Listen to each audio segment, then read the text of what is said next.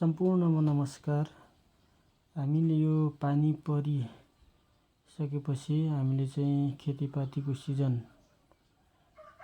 पहिलो खेतीपातीको सिजन सुरु गरेका छौँ।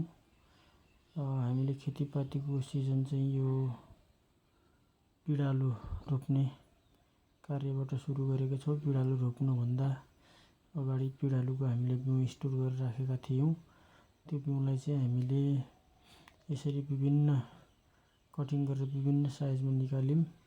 एउटा चाहिँ पिडालुको गानाबाट करिब 6वटा सम्म बिउ निस्किने गर्छ भने रोप्दाखेरि चाहिँ यसरी खाडल खनेर खाडलमा मल पुरेर त्यो मलमा चाहिँ बिउ यसरी राखेर रोप्ने काम हामीले गऱ्यौँ भने हामीले करिब चाहिँ 2 कट्ठा जमिनमा 2 क्विन्टल बिउ रोप्ने कार्य हाम्रो चलिराखेको छ।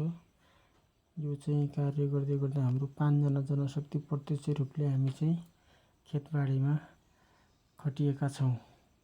एकजनाले खाडल खन्ने, एकजनाले मल बोक्ने, एकजनाले मल खाडलमा राख्ने, एकजनाले चाहिँ खाडलमा बिउ राख्ने र एकजनाले चाहिँ त्यो बिउलाई पुर्ने गरेर जम्मा हाम्रो 5 जना लागेका छौँ भने र हामीले त्यो रोपे पश्चात यसलाई स्याउला सोत्तरले यसरी ढाक्ने कार्य गरेर हामीले करिब 2 कट्ठामा पिडालुको बिउ रोप्ने कार्य सम्पन्न गरेका छौँ।